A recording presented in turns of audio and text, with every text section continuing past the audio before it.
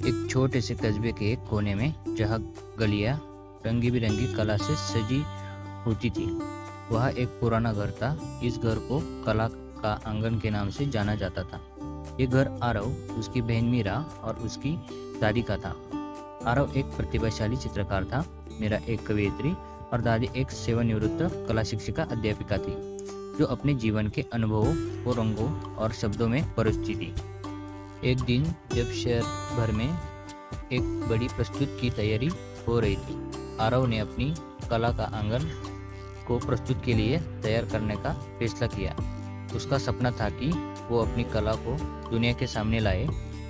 मीरा और दादी दोनों ही आरव के सपने में उसका साथ देने को तैयार हो गए।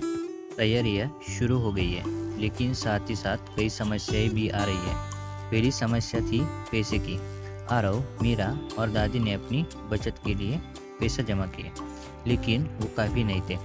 इस समस्या का समाधान निकालने के लिए दादी ने अपनी पुरानी कहानियों को बेचना शुरू किया। मीरा ने अपनी कविताएं लिखना शुरू की, जो स्थानीय अखबार में छपी और इसमें कुछ आमदनी हुई। जब समुदाय ने देखा कि ये तीनों की कितनी मेहनत और लगन से अपने सपनों को साकार करने में जुट गए हैं, तो उन्हें भी मदद की। कुछ लोगों ने धन दिया, कुछ ने समय और कुछ ने अपना हुनर। धीरे धीरे कला का आंगन ने एक शक्ल ली और प्रस्तुत के दिन ये जगह कल्पना से भरी एक सुंदर दुनिया में बदल गई। प्रदर्शन के दिन शहर भर से लोग कला का आंगन देखने आए। आरव की पेंटिंग, मीरा की कविताएं और दादी की कलाकृतियों सबको बेहद पसंद आई।